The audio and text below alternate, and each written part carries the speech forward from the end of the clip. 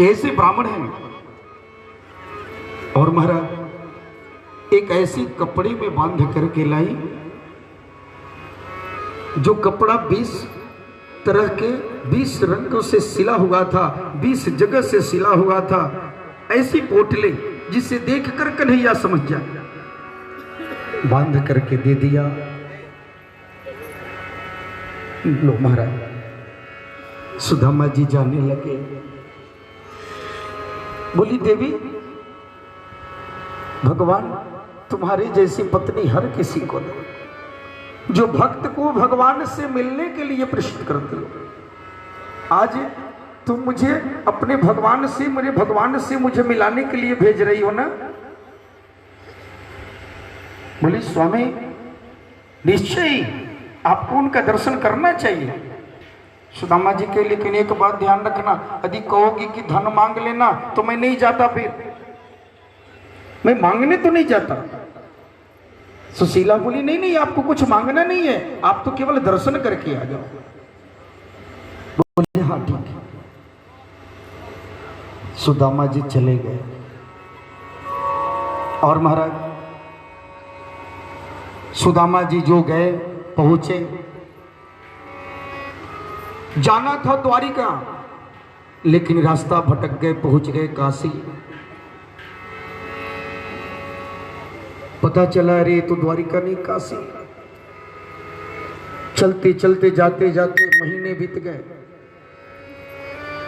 पुनः दूसरा रास्ता पकड़ लिया, भारतवर्ष के कई शहरों में घूम गए। चलते चलते बीमार पड़ गए, थक गए। एक नदी मिल गई,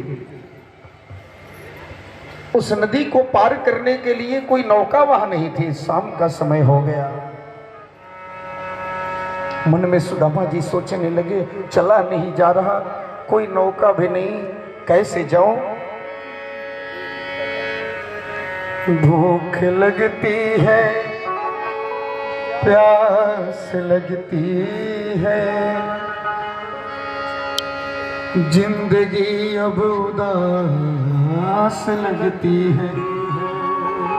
कैसे आऊं मैं द्वारिका तेरी, आस भी अब निराश लगती है। हे गोविंद, इतना थक गया, अब चलने की इच्छा नहीं हो रही है। कहाँ हो? कोई नाव भी नहीं, कैसे जाऊं? इस नदी को पार करूं तो कैसे करूं? मन में विचार रहे थे कि एक केवट आता दिखाई दिया। केवट ने कहा, अरे ब्राह्मण देवता चलना है क्या? अरे उस पार कर दो। बोले हाँ हाँ कर दो। बैठ गए, आधा दूर ले गया पानी में। केवट ने कहा, अच्छा बताओ एक बात पूछो। बोले क्या? कुछ उतराई रखे हो कि फ्री में बैठ गए? सुदामा जी ने कहा, एक बात कहूं भैया, ऐसा करो हमको फिर से ले जाकर उसी जगह छोड़ दो। देखो तुम तो पैसा मांगोगे, मेरे पास तो कुछ भी नहीं, हमें फिर से उसी जगह ले जाकर छोड़ दो, मुझे नहीं पार होना। केवट हंसने लगा, अच्छा कोई बात नहीं, नहीं है तो ऐसे ही पार कर देता हूं। आप जैसे ब्राह्मण की सेवा करना भी पुण्य है, चलो कोई बात, चलो। अच्छा एक बात बताओ, कहाँ जा रहे हो? बोले द्वारिका जा रहे हो। बोले द्वारिका, वहां कौन? बोले वो द्वारिकाधीश है ना, वो मेरे परम मित्र हैं। बोले अच्छा द्वारिकाधीश कृष्ण? बोले हाँ, वो मेरे लंगोटिया यार हैं, मेरे बचपन के साथी हैं, दोस्त हैं, मित्र हैं। केवट ने ऊपर से नीचे की तरफ देखा, बोला वाह रे वाह, तन पे न लद्दा चल दिया कलकत्ता।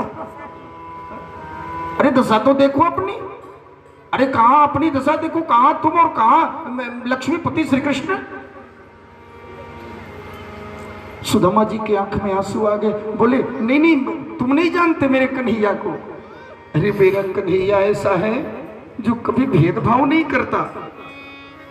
मेरा कन्हैया तो सबके हृदय में वास करता है। मेरा कन्हैया तो भाव का भूखा है। मेरा कन्हैया जहां प्रेम होता है वहीं जाता है। वो अमीर और गरीब नहीं देखता। केवट की आंखों में आंसू आ गया। अरे वाह रे सुदामा, आज भी तू नहीं बदला, तू वैसा ही है। वो केवट कोई और नहीं बल्कि भगवान कृष्ण ही थे, जो केवट बन करके सुदामा के पास आ गए। सुदामा जी पार हो गए।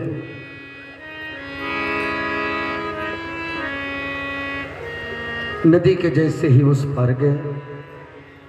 सुदामा जी ने कहा, सुनो एक बात बताओ, द्वारिका यहां से कितनी दूर है?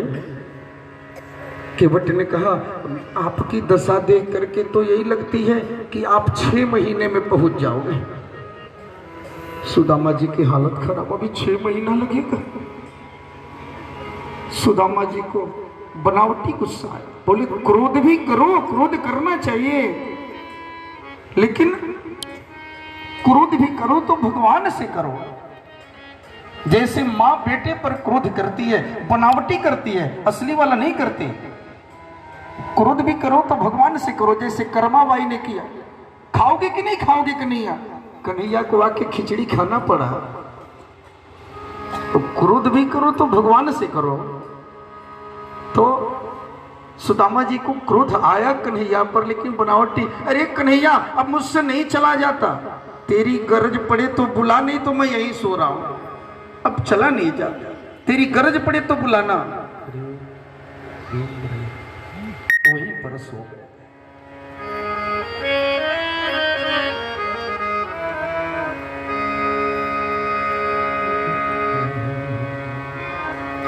मेरे कन्हैया मुरली वाले,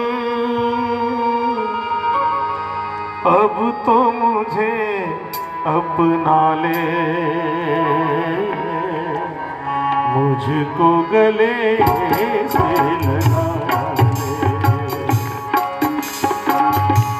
मेरे कन्हैया मुरली वाले, मेरे कन्हैया मुरली वाले, अब तो मुझे अपना ले, मुझको गले से लगा ले।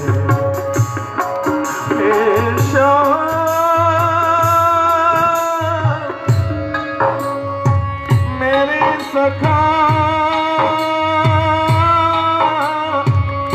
मेरे श्याम, मेरे श्याम, अपना कह के बुला ले, अब तो गले से लगा ले।